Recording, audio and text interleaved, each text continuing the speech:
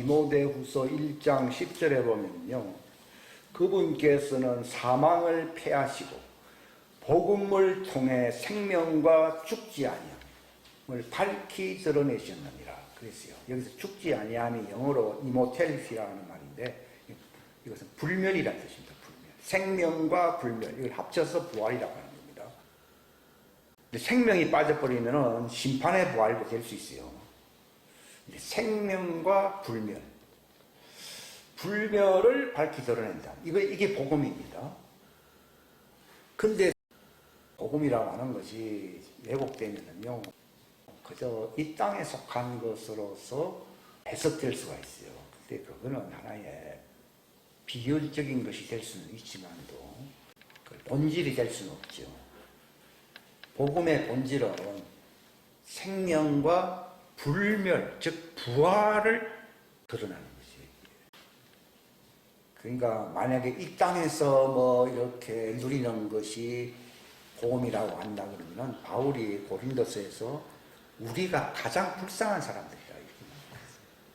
그러니까 눈에 보이는 것은 가지고서 복음의 핵심을, 본질을 논할 수가 없다는 거예요. 그러니까 이 복음의 핵심이 부활이라고 합니다. 그 말입니다. 복음의 본질이 무엇이라고요? 부활입니다. 생명과 불멸. 그러니까 영생, 말 그대로 영원한 생명을 누릴 수 있는 불멸체, 즉 부활체가 되는 것이 사람으로서 하나님께로부터 받고 누릴 수 있는 최고의, 지고의 복이라고 말할 수가 있습니다. 이 관련된 말씀이 창세기 여기 2장에 보면은요, 잘 알고 있는 말씀인데, 그 아담을 육신은 흙으로 만들었습니다.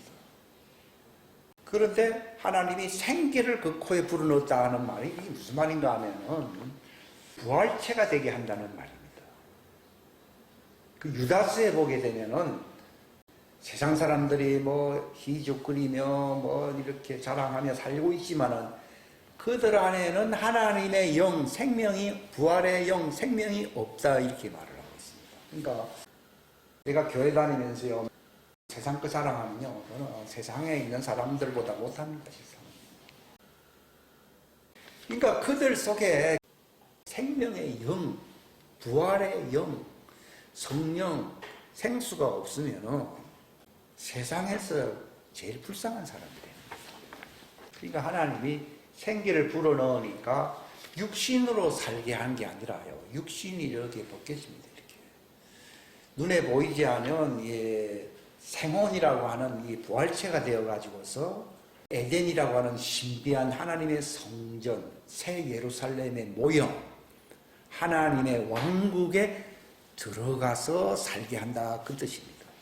그러니까 혈과 육으로는 하나님의 왕국을 상속받을 수 없을 뿐만 아니라 들어갈 수 없다고 했습니다. 예수님이 요한복음 3장에 뭐라 했습니까?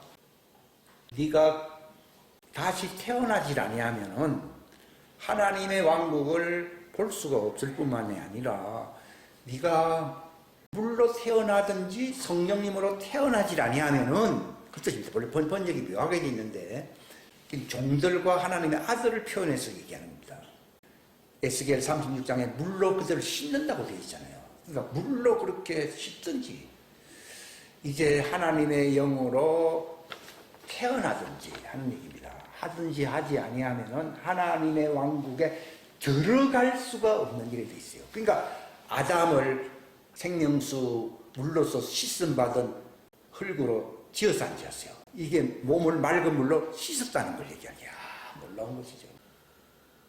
몸을 맑은 물로 씻고 그 다음에 그에게 생기를, 하나님의 영을 주어서 안 주었어요. 주어버리면 어떻게 되냐면 부활체가 되버려서 육신은 딴 곳에 이렇게 신비한 곳으로 이렇게 옮겨지고, 마치 물이 증발이 되면은요, 물이 없어지고 수증기가 돼버리는 거예요. 그러나 수증기가 기온이 낮아짐으로써 응결이 돼버리게 되면은 비가 될 뿐만 아니라 더 낮아지게 되면은 고체 덩어리인 얼음 덩어리가 됩니다. 이게 참 놀라운 물인 것이죠. 그러니까 흙으로 지었을 때는 고체 덩어리와 같은데 그가 맑은 물로 이렇게 씻고 액화되어 있잖아요. 거기다가 생기를 불어넣으니까 눈에 보이지 아니하는 부활체, 영체화가 되어가지고서 새 예루살렘의 모형인 에덴 동산 안에 하나님의 왕국에 들어간다는 걸 보여내주고, 이게 물이 이거 세 가지가 변한다는 게 놀라운 거예요. 그러니까 어떻게 하면 하나님의 왕국에 들어가느냐를 이미 창세기 2장에 표현되어 있습니다. 지금 아브라함 품에 들어갔는데 사람들이 이것을 다 구원받았다, 천국에 갔다라고 많은 사람들이 그렇게 해석을 합니다. 그러나 그 상태는 구원받은 것도 아니고 하나님의 왕국에, 천국이라는 말이 하늘왕국이라는 말을 줄여가지고 쓴 말인데, 왕국자는 싹 없어져 버리고 그냥 천당 간다 이렇게 돼. 킹덤 오브 헤븐, 하늘의 왕국, 킹덤이라는 말이지 하늘의 어떤 좋은 곳에 갔다 그런 뜻이 아니거든요. 거기서는 대기처입니다. 왜 대기체에 머무느냐? 그들은 아직 부활체가 되지 아니했기 때문입니다. 그러나 그들은 부활체가 되지 아니했지만은 하나님이 그들을 장차 부활체로 만들기 위한 그 증거, 표를 주신다는 겁니다. 그걸 성결의 표, 믿음의 표, 구원의 표라고 얘기합니다. 히브리서 11장 보면은 믿음은 실상이요 하는 말은, 그것은 우리 속에 부활체가 된 사람은 실상을 되었다는 뜻이고, 믿음은 또 증거, 증언이라 되어 있잖아요. 이것은 종들이 그 아브라함 품에서 부활체가 될 수 있는 그 증거를 표로 가졌어, 안 가졌어요? 가졌다는 것이 그게 바로 그들이 가진 믿음을 증거의 표, 증언이라고 얘기하는 거예요, 이게. 근데 이것도 해석이 제대로 안 되고 있어요. 그래서 저는 옛날에 믿음은 실상이다. 그 실상이라는 말은 모형이 아니고, 그것은 하나의 비유가 아니고, 그것이 그 자체가 본질이라는 뜻이거든요. 그러니까 믿음으로 본질이 이루어진 사람, 이게 실상을 얘기하는 거예요. 사보스턴스. 이게 부활체가 되었다는 것입니다. 그런 자가 있고, 그 다음에 구원받을 수 있는 증거의 표를 가진 사람도 있다. 그 믿음으로. 그들은 믿었으나 죽었어요, 안 죽었어요? 죽었다는 말이, 뭐 육체는 뭐 아들이나 종이나 다 죽어요. 그거 안 죽는 사람 어디 있습니까? 그게 아니라 그 혼이 생명이 없다는 걸 얘기하는 거예요. 그래서 죄인이에요. 죄인이니까 부활체가 되질 않은 거예요. 죄인이니까 회개함으로써 뭘 가지라고요? 구원받을 수 있는 표를, 증거를 가져야 돼요, 안 가져야 돼요? 가지라는 거. 이걸 정확하게 가르쳐야 되는데 이걸 안 가르쳐요. 모릅니다. 그러니까 믿음은 첫째는 부활체가 되는 실상이 되는 사람들이 있고, 믿음으로써 증언, 구원의 표, 성결의 표, 그러한 말 그대로 증거가 될 수 있는 사람이 있다는 것입니다. 그들은 어디에 가 있습니까? 아브라함의 품에 있다 이 말입니다. 그러나 실상이 이루어졌다 이거예요. 그건 부활체거든요. 된 사람은 뭐 아브라함 품에 가는 게 아니라 어디 가 있습니까? 바로 천국 바로 옆에 있는 그 집에 들어가면은 거실 현관이 있잖아요. 그거에 바로 낙원입니다. 그 낙원에는 생명나무가 있어야 안 있어요? 부활체가 됐으니까 생명나무가 있는 거예요. 부활체가 된 것이 생명나무에 참여한 걸 얘기하는 거예요. 그러니까 너희가 이기면은 낙원에 있는 생명나무 가지를 먹게 한다는 말은 네가 하나님의 아들로, 에베소 교회는 하나님의 아들을 위해서 세워진 교회잖아요. 생명나무 과실이 있는 그 낙원에 네가 들어가게 된다는 것을 가리키는 거예요. 이게. 근데 서문화 교회는 뭐라고 말하고 있습니까? 네가 죽도록 충성하라. 그리하면은 네가 지금은 생명이 없지만도 장차 생명의 면류관을 줘야 안 줘요? 아브라함 품에는 이제 표를 갖고 들어가지만은 네가 이제 물로 씻고 생기를 불어넣음으로써 무슨 면류관을 준다고요? 네가 부활체가 되는 생명의 면류관을 주겠다, 장차. 그러니까 지금은 아니다는 거죠. 그러니까 에베소 교회는 네가 이기면은 하나님의 아들로서 이긴 생활을 하면은 낙원에 있는 생명나무 과실을 주워 먹는다는 말이 바로 하나님의 아들의 부활체 신부가 된다는 것을 얘기하는 거예요. 그러니까 사대교회도 너희들은 합당한 자들로서 흰옷을 입어야 된다는 말이 그게 바로 여자의 부활체로서 네가 구원을 받아야 된다는 것을 얘기하는 거예요. 그러나 하나님의 아들은 흰옷을 입는 게 아니라 뭘 입는다고요? 신부의 옷인 세마포 옷을 입습니다. 그것도 어떤 옷이라고 되어 있습니까? 깨끗하고 빛난 게 뭐지? 하면서 깨끗하고 뿐만 아니라 빛이 나야 안 나요. 그게 빛의 갑옷을 입었다는 것입니다. 그러나 흰옷을 입는다는 말은 그 자체가 부활의 생명체들이 아니라는 것을 얘기하는 겁니다. 그냥 그들의 죄를 사해주고 그들의 모든 과거의 그 더러운 것을 덮어서 안 덮었어요. 죄를 씻기는 게 아니라 죄를 사해줌으로써 흰옷으로 그들을 덮어야 안 덮어요? 덮었다는 뜻으로서 흰옷을 입을 것이요. 그렇게 돼 있어요. 덮어준다. 그러니까 죄가 덮임을 받은 자들은 복이 있다고 나오잖아요. 그러니까 양털처럼 이제 그들이 장차 휘어지게 된다. 그냥 물로 씻어버리거든요. 광야에 들어가서. 근데 하나님의 자녀들은 죄 사함을 처음에는 몰랐으니까 받겠지만은 그러나 그들이 성령님을 받음으로써 씻겨져야 안 씻겨져요. 씻겨짐으로써 그리스도의 빛의 형상으로 세마포 옷을 입게 된다는 것입니다. 그래서 그들은 의인이라 깨끗하고 빛나는 세마포 옷을 입는 자들을 의인이라고 부르는 것이고 죄가 사함받고 죄를 덮어주는 거예요. 죄가 하나도 없으면 덮을 필요 있어요, 없어요? 죄가 있으니까 사함은 받았지만 죄가 있으니까 덮어야 안 덮어요? 덮는 자들인 거예요, 그들은. 그럼 그대로 그 상태로서는요 의인이 아니에요. 그들은 흰옷으로서 표를 가져서 안 가졌어요. 가졌지만도 그들을 완전히 씻겨주고 생기를 불어넣어줘야 되는 본론적인 중대 사역이 남아있거든요. 그래서 그들을 광야로 데리고 가서 씻겨주고 생기를 불어넣어줌으로써 여자의 부활체가 되게 하는 거예요. 그러면 그때는 그들은 의롭게 됐어 안 됐어요? 그때 의롭게 된다고 이사야 60장 맨 마지막 21절에 나와 있죠, 여러분. 그러니까 하나님의 자녀는 성령님이 임함으로써 자체로 씻겨질 뿐만 아니라 생기가 들어가 있으므로 창조되거든요.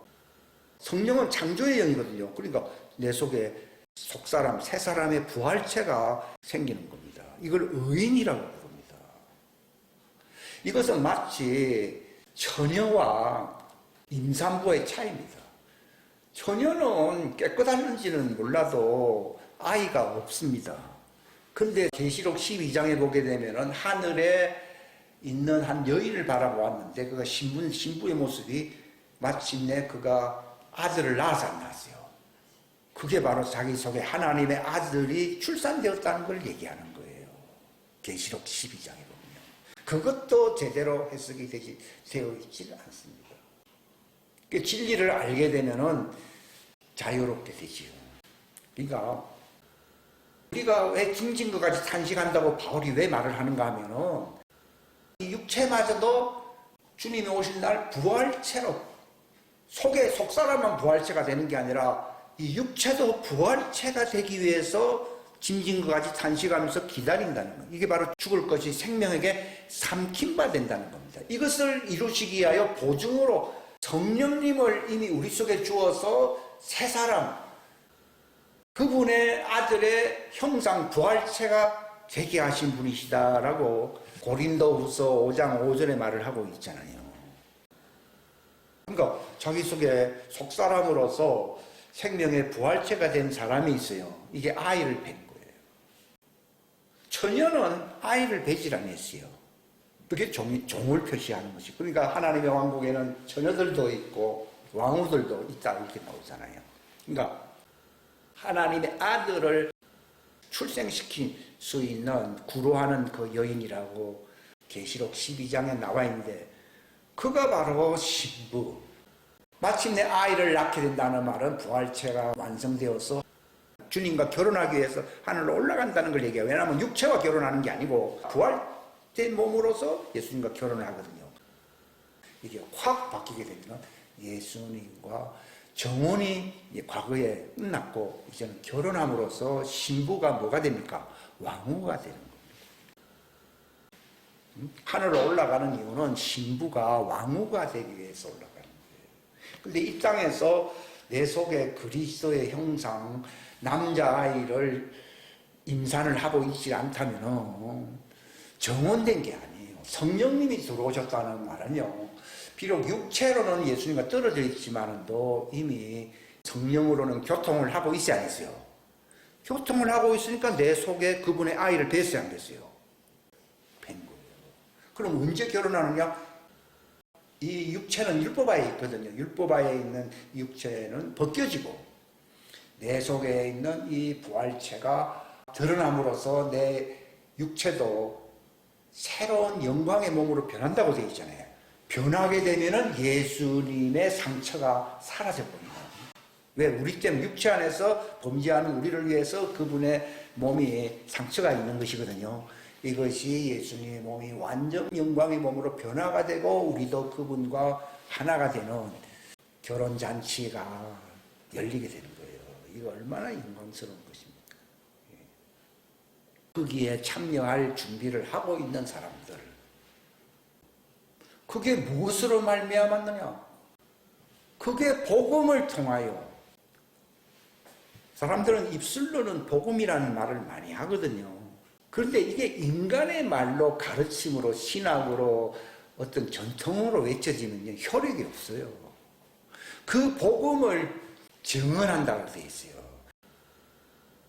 우리는 육신적으로는 복음 체질이 아닙니다. 우리는 이 땅에서 그저 행복하게 사는 것이 체질이지 부활의 체가 되는 그런 체질이 우리 육신이 아니에요.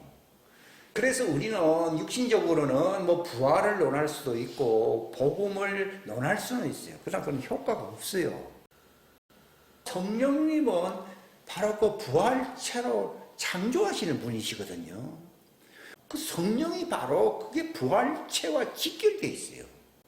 그래서 성경에는 신학과 신부라 이렇게 나오질 아니하고 성령과 신부, 신부와 성령이라는 말을 쓰고 있습니다. 왜냐하면 신부가 될 수 있었던 것은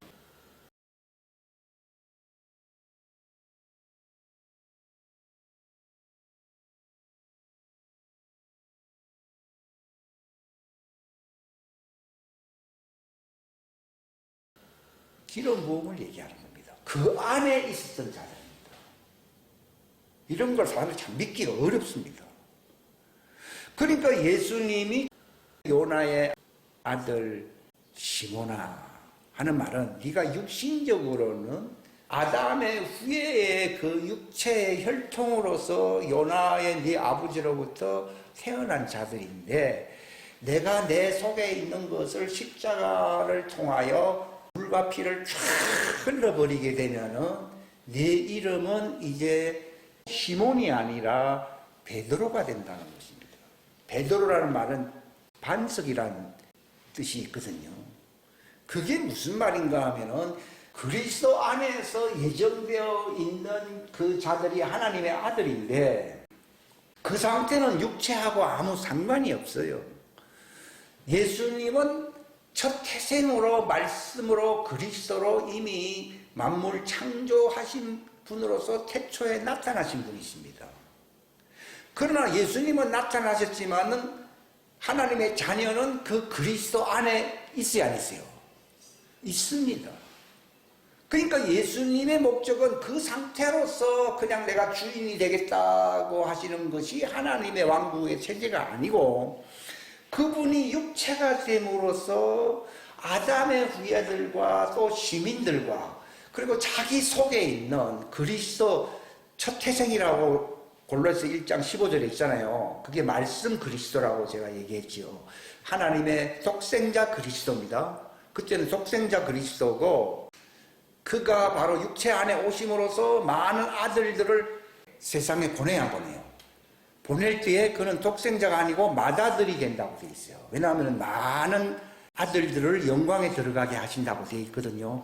그러니까 그분이 홀로 왕이고 자기 혼자 그분이 홀로서 한다고 그러면은 뭐 우리는 세상에 나올 필요가 없고 뭐 이 땅에서 그분이 통치하시는 모양이나 또 천사들을 통해서 운행하시는 체제구나 이렇게 사람들이 알 겁니다. 그러나 장차 올 하나님의 왕국은 히브리서에 기록되어 있듯이 천사들에게 맡기는 게 아니라 자기 속에 있는 그 씨들이 영광에 들어오게 함으로써 다스리게 한다는 것이 하나님의 왕국입니다.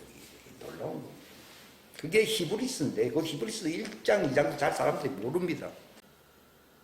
근데 그거 알게 되면요 너무 놀랍죠. 예. 그래서 그분이 많은 아들들을 이끌어 그러니까 이제 그분은 독생자가 될 수가 없고 맏아들이 된다는 거예요. 애가 혼자라 그러면은 독자라 이렇게 얘기할 수 있지만도 그러나 뭐 자식이 10명, 20명이면 독자가 아니잖아요.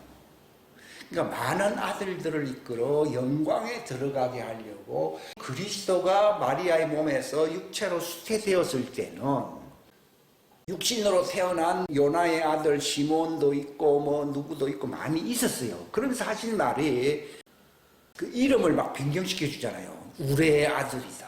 너는 번개의 아들이다. 베드로는 가르쳐서 너는 반석이다. 이런 말을 준 것은 그들이 부활체가 된다는 것을 얘기하는 거예요. 그게 어떻게 부활체가 되느냐. 그분 안에 있는 영적, 육신이 아니라 혼이 아니라 그 생명의 뿌리와 같은 그 영이 예수님의 물과 피로서 쏟아요. 쏟는 거예요. 그게 너희들이 이제는 육신의 자녀로서 사는 게 아니라 이제 네가 하나님의 아들로서 통치권을 가진 부활체가 되게 하려고 하시는 뜻이 있어요. 근데 이게 복음의 신비입니다. 이게 제가 지금 말씀드리는 거지. 그러니까 보십시오. 예수님이 십자가 전에 앞지고 있어 베드로를 딱 바라봅니다. 그때 뭐라고 말을 합니까? 요나의 아들 시몬아, 내 이름을 이제는 베드로라 하라. 왜 그런가 하면 네가 이제 왕국 열쇠를 가지게 될 것이다. 그게 바로 내가 우리 한번 읽읍시다. 이사야 53장 10절입니다. 그러나 주께서 그를 상하게 하는 것을 기뻐하사 그를 고통에 두셨습니다. 주께서 그의 혼을 죄로 인한 헌물로 삼으실 때에 그가 자기 씨를 보고 자기 날들을 길게 하며 또 주의 기뻐하시는 일이 그의 손에서 번영하리. 즉 하나님의 왕국에 번영되는 부활체들, 하나님의 아들들이 영광에 들어가게 하는 일을 한다는 겁니다. 그게 어떻게 그분이 죄로 인한 헌물로서 그가 아담의 육체 모양으로 오셨잖아요. 거기서 그의 혼이 고통을 당하잖아요.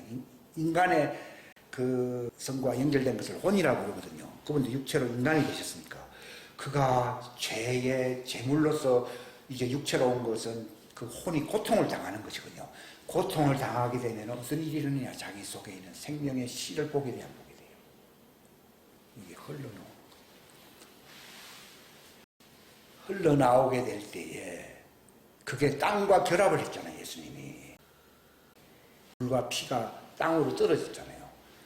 그러므로서 하나님의 아들이 되는 권세를 주고 영광을 주는 성령님의 본래 너희가 성령님 안에 있었는데 이제 너희가 육체 안에서도 성령님이 오셔야 하시오.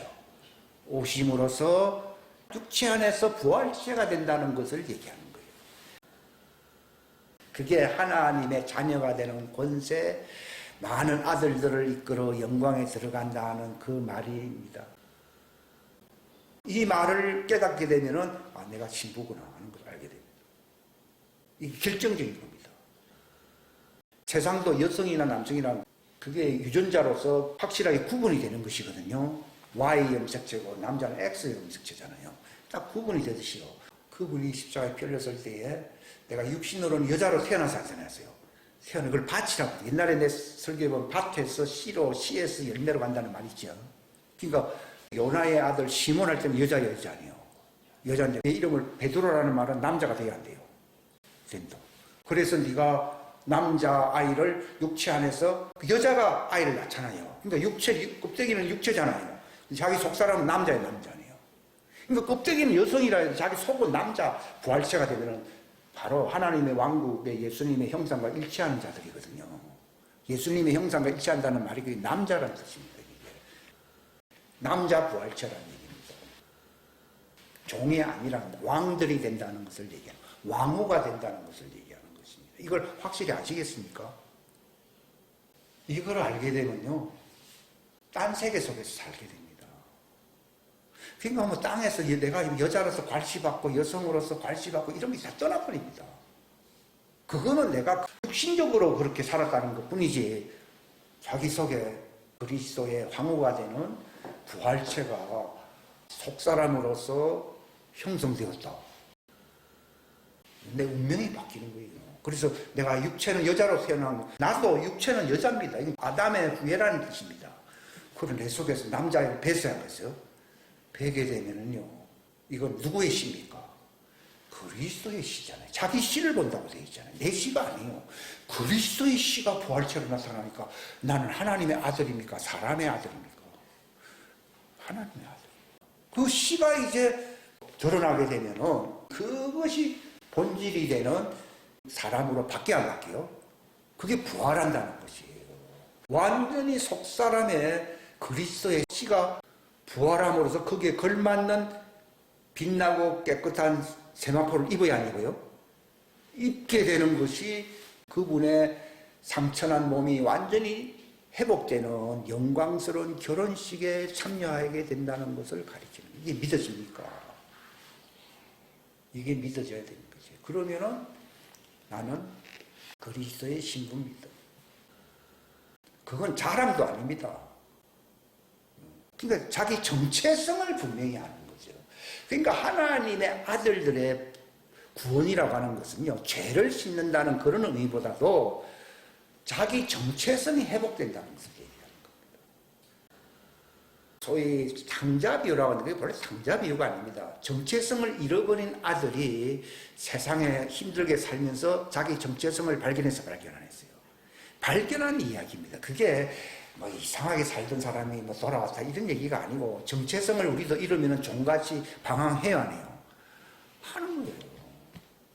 그런데 정신을 딱 차려서 계시의 영을 받아가지고서 내가 아들이구나, 지엄 열매를 먹을지언정 나는 아들이구나 하는 걸 깨닫는 날에 자기는 아버지를 찾아가잖아요. 이게 정체성입니다. 이게 그들에게 복음입니다. 그러니까 자녀들에게는 정체성, 신부로서 정체성이 회복될 때에 그 효력을 나타내는 복음인 거예요, 그 사람의. 그러나 종들은 어떻게든지 흰옷을 입고서 죄를 가리우고 마침내 그들이 씻겨져야 구원을 받는 거거든요. 씻겨지고 생기가 들어감으로써 그들이 의롭게 되는 것이 구원입니다. 그들은 구원받아야 할 죄인인 거예요. 차이가 있죠. 그래서 죄인이니까, 아직도 죄인이니까 회개해야 표를 가지 안 가죠. 죄인이면서 의인이 돼버리면 위선자가 돼버리거든요. 그러면은 네가 죄인이면서 죄 없다고 하니 네 죄가 그대로 있다라고 예수님이 요한복음 9장 맨 마지막에 나오잖아요. 그들은 표를 받을 수가 없고 그들은 마지막에 씻김을 받을 수가 없게 된다는 걸 얘기하는 겁니다. 그러니까 그들의 정체성은 죄인이라는 뜻입니다. 그래서 예수님이 그들을 구원하려고 지상재림을 해야 하네요. 어린 양으로서 재림을 하시잖아요. 또 그걸 무슨 날이라 불러요? 대속죄일이라고 부르는 거예요. 6월절을 맞고 무교병을 먹음으로써 하나님의 자녀의 정체성으로서 초실절에 참여하는 것이 이 봄절기를 얘기하는 것이고, 그들은 성령을 받음으로써 마침내 그리스도의 신부로서 왕후가 되기 위하여 나팔절 때 가을절기에 올라간다는 겁니다. 그러나 유대인들은 그리스도의 초림 제대로 알고 믿지 못했잖아요. 그래서 그들은 초림 때에 그분을 무시하고 방해했기 때문에 죄를 지었잖아요. 그 죄값을 깨끗한 사람들을 선택해가지고 순교자로서 피를 물게 하는 거예요. 실제로 예수님의 초림을 방해하고 그를 못 살게 군 사람들이 자기들이었으니까 사도들을 많이 죽이고 하는 일도 참여했으니까 너희가 그 피를 채우라 그러면서 피를 흘리는 순교의 숫자가 차기 전에는 예수님이 너희를 부활체로 이끌지 않는다는 걸 얘기하는 거예요. 그래서 순교자들이 나오는 거예요. 그것도 하나님 정해놓은 사람이 있어요. 순교 제물, 이삭과 같이 그 제물로 정해놓은 사람이 있다고. 그러니까 그 숫자가 차기 전에는 너희는 그냥 예복만 입고 있으라라고 예수님이 얘기하잖아요. 이게 참 놀라운 얘기죠. 그러니까 그 과정이 남아있어요. 이게 요한계시록 6장, 17장 등등 이렇게 쭉 연결되고 있어요. 그래서 제가 아까 씨를 본다는 거, 이게 신비로운 거잖아요. 애들도 엄마 내가 어디서 나와서 잘 모르잖아요. 바로 내가 어떻게 하나님의 아들이 되고 그리스도의 신부가 되죠. 요나의 아들 시므온 같은 자들에게 생명의 씨가 들어가야 돼, 안 들어가야 돼요? 그게 성령님이 들어간다는 걸 얘기하는 거예요. 들어가야 그 아들이 되는 것이지, 안 그러면 여자였잖아요. 그러니까 예수님이 그 통로를 만들기 위해서 육체인 휘장을 죄의 허물로 찢어서 안 찢었어요. 찢음으로써 자기 속에 있는 물과 피, 생명의 씨가 다 나와서 안 나왔어요. 다 나옴으로써 이제는 그리스도 안에서 이제는 묶여있는 사람은 없습니다. 다 나와서 성령님을 통하여 그 씨가 들어감으로 하나님의 자녀들 영광에 이를 수 있는 그리스도의 신부가 될 수 있는 길을 다 열어놓은 거예요. 이게 육체로는, 혼으로는 여자에게서 우리가 태어났고 그리스도가 죄의 허물로 삼을 때에 그리스도 안에 예정되었던 자들이 나와서 안 났어요. 다 나와버린 거예요. 그래서 그 이름을 영접한다는 말이 그 씨가 그 이름은 씨잖아요.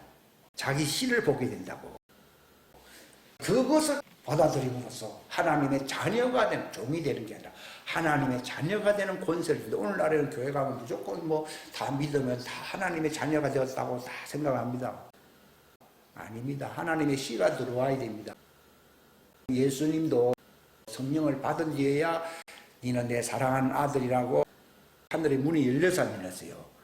열린 것처럼 예수님도 율법 하에서 사셨잖아요. 왜냐하면 율법 아래에 있는 사람들을 다 구원해 줘야 되기 때문에. 우리도 마찬가지입니다. 몰랐을 때는 여자로서 그냥 그렇게 종처럼 살 수밖에 없어요. 그런데 진리를 깨닫게 하고 하나님의 영의 씨가 들어오게 되면은 곧 그 이름의 씨가 들어왔잖아요. 베드로가 뭐라 그랬습니까? 내가 거룩한 사람이기 때문에 이 사람의 불치병이, 안전병이가 나은 게 아니라 바로 그리스도 안에 있는 믿음의 씨가 내 안에서 역사함으로써 그 말씀의 씨가 이 사람을 낫게 했다고 사도행전 3장 16절 이하 등등 여러 가지 얘기를 하잖아요. 그러니까 베드로는 자기 능력이 여자에게서 나온 게 아니라, 육체에서 나온 게 아니라 그리스도 안에 있던 성령님과 같이 하나로 사는 성령과 신부잖아요. 자기 속에 성령과 신부가 있어야 있어요. 거기서 성령의 생명 강수가 이렇게 흘러나오니까 그거는 인간의 씨입니까? 하나님의 씨입니까? 하나님의 씨잖아요. 하나님의 씨, 동물의 씨가 아니에요. 하나님의 씨가 들어오는 거예요. 들어와가지고서는 이 사람을 예수 이름으로, 오늘날에는 예수 이름으로 뭐 외치잖아요. 그거는 자기 말입니까? 아버지의 생명의 씨입니까? 자기 말이지. 그러니까 내가 주의 이름으로 권능을 해준다 그러니까 그거는 네 말이지. 생명의 씨가 아니잖아. 그리스도의 씨가 아니잖아. 생명수가 아니잖아. 생명수 아닌 것 가지고서 네가 병을 낫게 한다고 하니까 그게 바알세불과 합작한 게 아니냐 이 말입니다. 생명의 씨가 흐르게 되면은 창조의 능력이 있기 때문에 그대로 다 하나님이 치료해요. 치료해버리는 거예요. 내가 할 수 있는 게 없어요. 바울이 그랬잖아. 베드로가 내가 한 게 아니고 그리스도의 씨의 생명의 믿음이 이 사람을 낫게 한다 그러잖아요. 생명수가 이 사람을 낫게 한다 그러지. 그러니까 베드로가 자기 자랑을 해야 안 해요? 안 해요. 근데 불법자에 하는 그 사람들은 내가 주의 이름으로 하면 자기 자랑해요 안 해요? 그게 엉터리라는 얘기예요. 자기 거 갖고 했다는 말은요, 만몬의 영과 바알의 영과 이게 부합이 돼서 한 거예요. 그게 불법자인 거예요. 네 소유를 다 버리지 아니하면은 내 제자가 되지 못한다는 말을 주님이 확실하게 알게 해줬는데요. 거기 보면은 물질 또는 재물이라는 말을 쓰지 않고 소유라는 말을 쓰거든요. 아담의 후에는 태어날 때부터 죄인이라는 말은 어둠의 영인 만몬의 영의 소유로서 살아야 살아요. 사는 거예요. 그래서 죄인이요. 나는 그저 뭐 죄인하니까 뭐 나쁜 짓 좀 하고 그 뜻이 아니고 만몬의 소유가 되었다는 것이 죄인이라는 말이에요. 그러니까 내가 죄인입니다 하니까 내가 뭐 나쁜 짓도 안 했는데 뭘 죄인이랍니까 이렇게 얘기하는데 누구의 소유라고요? 만몬이 더 강한 자라 했잖아요. 강한 자가 자기 소유를 지켜야 안 지켜요. 그러니까 만몬이 이 사람을 소유하고 있다 이 말입니다. 근데 더 강한 자가 와버리니까 그 소유를 뺏어야 안 뺏어요? 뺏어버린다 이 말이에요. 그 뜻입니다 이게. 그 자기 소유를, 그러니까 성경에는요 자기 소유를 다 한다는 말은 자기 소유가 태어나게 되면은 하나님의 소유권으로서 삽니까? 재물의 욕망이 역사하는 만몬의 영의 지배를 받고 있습니까? 그걸 받고 있거든요. 그러니까 그 소유권에서 벗어난다는 뜻으로서 소유를 버린다는 뜻이에요 그게. 원문에 보게. 그걸 갖다가 우리나라 성경에는 재물이라 바꿔놓고 또 뭐 돈이라 바꿔놓고 뭐 이렇게 이상하게 번역을 해놓은 게 있어요. 이게 문제입니다. 소유입니다 소유. 아담의 후에는 진자는 이긴 자의 종이 되었기 때문에 그 아담의 소유 자체가 뭐 그 사람 혼도 그렇지만은 가지고 있는 그 모든 것이 다 만몬의 소유요 소유 아니에요. 소유인 거예요. 그래서 회개를 해야 돼 안 해야 돼요. 함으로써 이는 내 것이다라고 하는 구원의 표를 받아야 되는 거예요. 그러니까 하나님이 이 사람은 내 것이다 하는 표를 받아야만이 이 사람이 의롭게 될 수가 있어요. 그 과정이 없으면요 누구의 소유? 마귀의 하수인이 만몬의 소유예요. 그러니까 예수님이 그걸 비교로서 강한 자가 자기 소유를 지키고 있을 때는 그러니까 사람들이 다 종교적으로 하는 가인도 그랬고 다 만몬의 영, 사단의 영을 섬기 안 섬겨요? 섬기는 것이 그겁니다. 기독교도 저기 가톨릭도 만몬의 영이라고 그러더라고요. 만몬의 영이고 만몬이 자기들의 소유를 지키고 있어 안 지키고 있어요? 딱 지키고 있으면 가톨릭 체제를 유지를 해야 해요. 유지를 하면 자기 소유를 지켜야 되니까. 근데 거기서 복음이 들어가고 막 그대로 막 성령이 역사해 버리면은 쪼개지 안 쪼개져요. 쪼개져 버리는 거라는 말이 이게 이제 네 소유를 버리게 된다는 것을 얘기합니다. 즉 사단의 그 만몬의 영의 소유 체제가 무너져 안 무너져요. 무너지게 되어야 네가 내 소유가 됨으로써 제자가 된다는 것을 얘기하는 거예요. 그러니까 부자 보고 네 소유를 그 말이 예수님은 네가 만몬의 소유 체제에서 벗어나야 된다는 것을 얘기한 것이지 네가 가지고 있는 100만 원 가지고서 구제하면 구원받는다는 말이 아니에요. 100만 원 아니라 1000만 원 해도 구원 못 받습니다. 1억을 해도요. 그게 자기 소유 자체의 소유권이 등기 이전 돼야 돼 안 돼요? 등기 이전 돼야 돼요. 소유를 버린다는 말이 그 소유권이 이전된다는 걸 얘기하는 겁니다. 그것이 이전되게 하는 그 믿음을 뭐라 부릅니까? 회개한다는 거예요. 근데 그런 과정 안 밟잖아요. 그러니까 뭐 열심히 뭐 구제하고 해도요. 플라시보 효과. 그 목사님도 네가 올 자리는 지옥이라고 그러잖아요. 왜냐하면 소유권이 이전 안 돼 있기 때문에. 네가 올 곳은 만몬의 자리 옆에 있는 그 자리라는 거예요. 그걸 읽어도 그게 무슨 말인지 모르는 사람들이 많습니다. 그 책을 읽어도요. 자기들은 마치 만몬의 육체의 영 안에서 같이 안에서 이게 내 거다 하면서 사는데 이것이 그리스도에 가버리면은 그거 잃어버린다고 생각하거든요. 잃어버리는 게 아니라 생명을 잃으면 찾는다는 말이 생명도 만몬의 소유에 있잖아요. 그걸 잃어버린다는 말이 아니라 익숙하지 않아서 그리스도의 소유권으로 등기 이전된다는 걸 얘기하는 거예요. 이게. 그럼 나중에는 자기 바울처럼 내가 그리스도를 얻고 그 안에서 등기 이전되어 발견돼요, 발견 안 돼요? 발견되면 어떤 일이 일어납니까? 부활체가 된다는 말이에요. 그러니까 대충 뭐 믿고 뭐 한다고 그것까지는 어림도 없습니다. 그래서 5%가 뭐 구원받는다 그런 얘기가 나오고 있는 거예요. 제일 불쌍한 사람이 됩니다, 실상은요. 그러니까 자기 소유권이 넘어가 버려야 되는 것이지. 뭐 소유권은 그대로 있는데 거기서 선심을 불교에서도 많이 해야 하네요. 그거 다 해봐야 안 돼요. 소유권이 이전돼 버려야 돼요. 회계라고 하는 것은 뭐 하는 수속이라고요? 소유권을 등기 이전하는 수속을 회계라고 하는 것이지, 내가 착한 일 좀 하고 주님 내가 조금 잘못했네요 이런 걸 얘기하는 게 아니라니까요. 등기 이전은 법원에 가서 해야 돼요. 하나님의 법 앞에서 해야 돼, 안 해요? 하나님의 재판소 거기서 해야 돼요. 그래야 구원받습니다. 그래서 등기 이전이 돼야 안 돼요. 법원에서 등기 이전을 하지 집안에서 무슨 등기 이전을 합니까? 근데 많은 사람들이 내가 뭐 잘못했다고, 그런 건 혈액이 없어요. 그래서 율법을 주어서 회개하게 해야 해요. 그래서 다윗도 내가 하나님 앞에서 죄를 지었다는 말을 해야 해요. 이게 바로 하나님의 법전 앞에서, 재판석 앞에서 한다 이 말입니다. 그러니까 하나님이 나를 그를 의롭다고 하는 거예요. 그리고 등기 이전 되고 이는 내 것이다고 그러잖아요.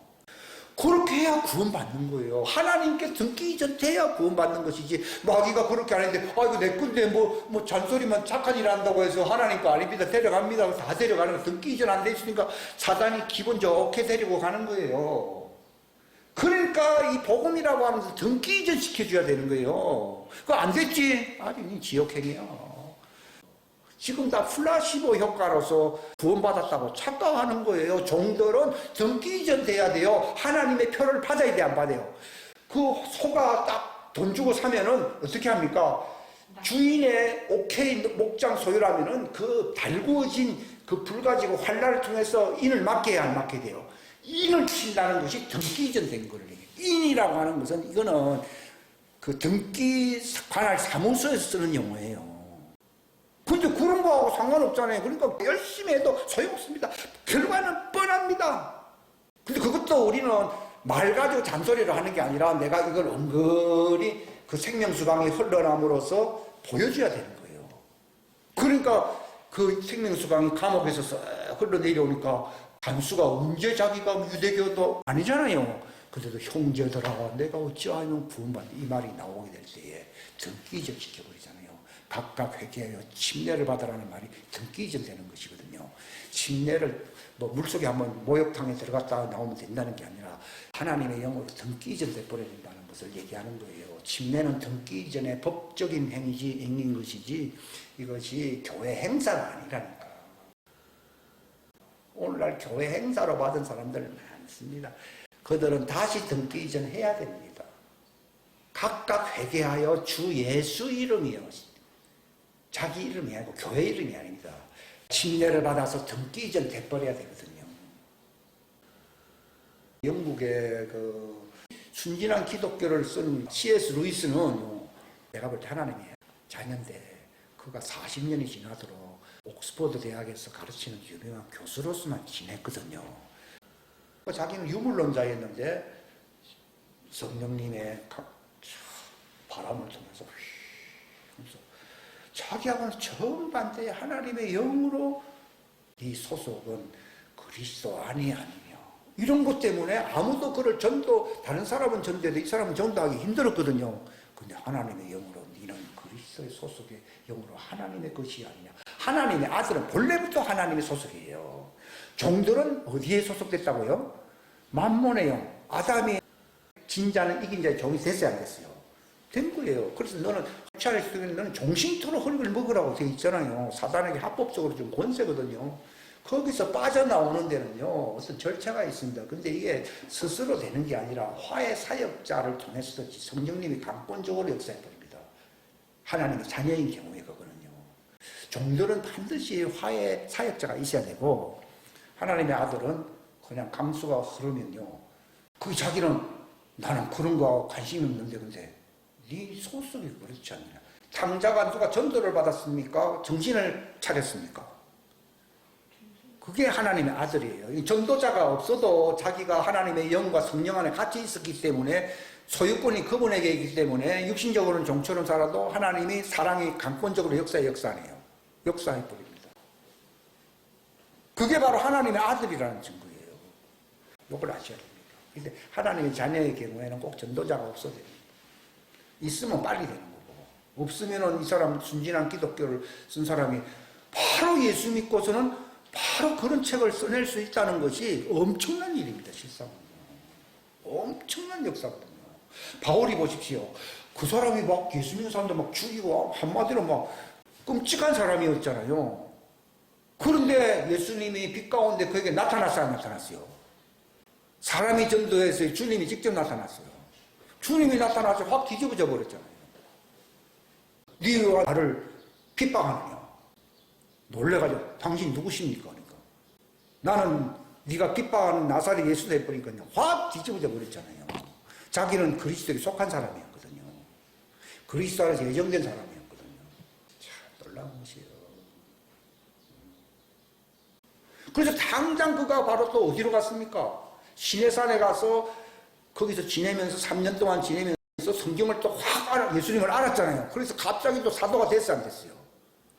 이거는 종들에게서는 그런 일이 일어날 수가 없어요, 그들에게는. 근데 이 하나님의 자녀의 경우에는 확 뒤집어져 버리는 거예요. C.S. 루이스는 그리스도의 영으로서 자기가 나는 그리스도에 속한 아들입니다, 이렇게 고백을 하게 되고 금방 바뀌어버렸잖아요, 이 사람이. 그리고 옛날에는 유물론적인 사상관을 가진 사람이었는데 기독교 다른 어떤 그 사람이 쓸 수 없는 놀라운 책들을 막 쓰기 시작하잖아요. 이게 하나님의 그리스도의 신부라는 거예요. 왜냐하면 본래 하나님의 소유인 거예요. 속아서 지금 저 짓을 하고 있는 것이 사단이 그걸 만질 수도 없어요. 어떤 면에서는요. 하나님이 그렇게 하도록 내버려둔 것이지. 본래 어른이 되면요, 내가 어떻게 해서 세상에 나왔고 자기 아버지와 어머니와는 어떤 관계 속에 있다는 걸 알게 되듯이, 예수님이 물과 피를 왜 쏟았는지, 남자와 여자가 어떻게 해서 형성되었는지, 내가 여자 안에서 살았다가 밭에서 살았다가 씨가 되어서 마침내 부활체로서 열매가 되잖아요. 열매가 되는 그 과정이 남아있구나, 이걸 알게 되는 거예요. 그게 바로 여자로 있다가 그리스도와 정혼하게 된 남자아이를 배워야 안 배워요? 벤다는 말이 속사람, 바로 진짜 자기의 영의 사람이 태어나야 되나요? 그걸 거듭난다고 했잖아요. 태어났다가 나중에 예수님 오시게 되면은 부활체로 육체까지도 바뀌어가지고서 그분과 결혼하네요. 결혼한다는 것은 자연스럽게 알아야지, 이걸 가지고 세뇌게 시키는 게 아니잖아요. 저도 지금 아니까 이걸 얘기하는 것이에요. 그래서 나도 이걸 알게 되었기 때문에 증인 됐어야 됐어요. 증인인 거예요. 그 증언을 하고 있잖아요. 그러니까 내가 알잖아요. 그럼 이 증언을 하게 되면 그 증언을 받는 사람 속에서도 동일한 역사가 일어나야 안 일어나요? 일어나기 때문에 그걸 대언하게 된다는 거예요. 대언이라는 말은 죽은 자들이 살아나라, 부활체가 되으라는 말이거든요.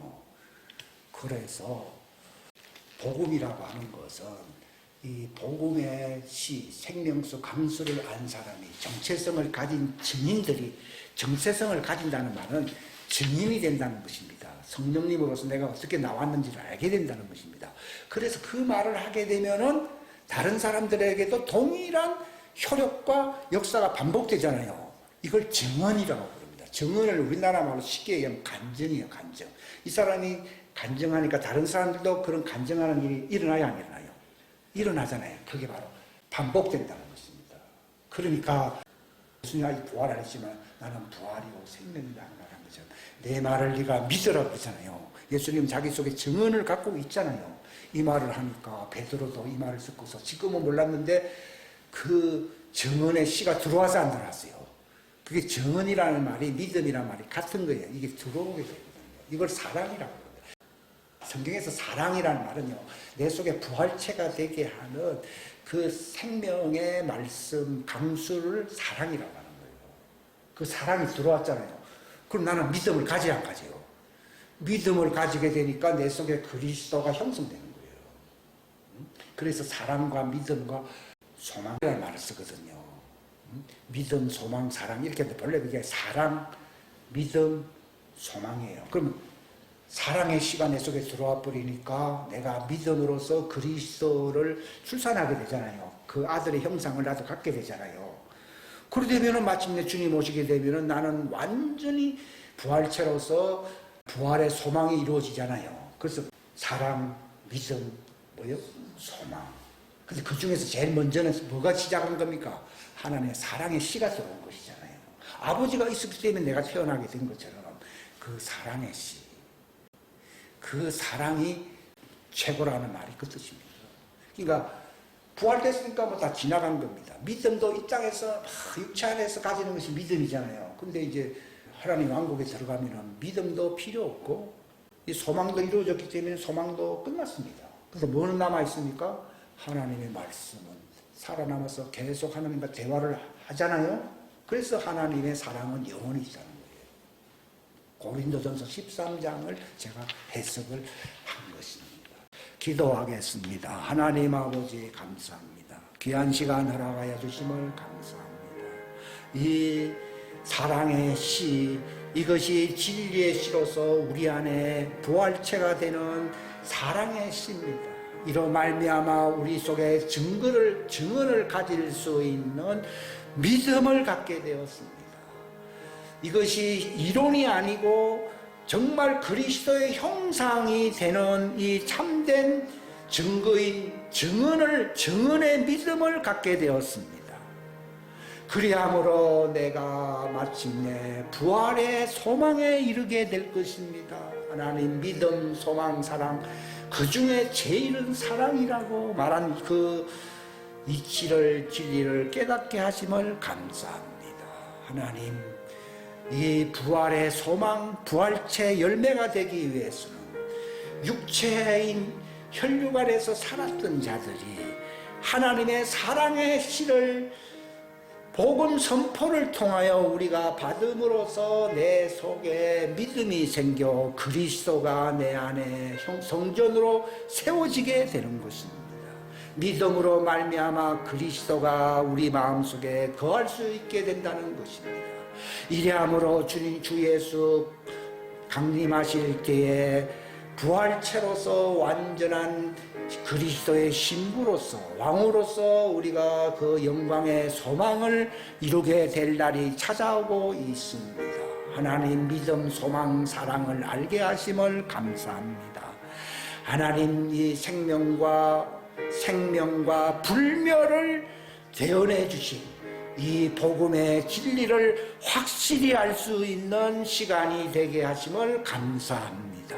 하나님 그리스도가 십자가상에서 흘린 물과 피를 통하여 육체의 여자로서 혼적인 존재로밖에 살 수 없었던 자들이 시므온이 베드로가 된 것처럼 우리가 그리스도의 형상으로 부활체 남자가 될 수 있는 이 소망을 주심을 감사합니다.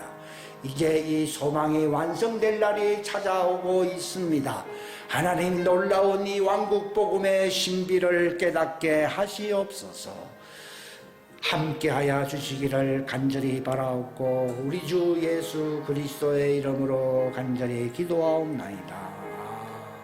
아멘.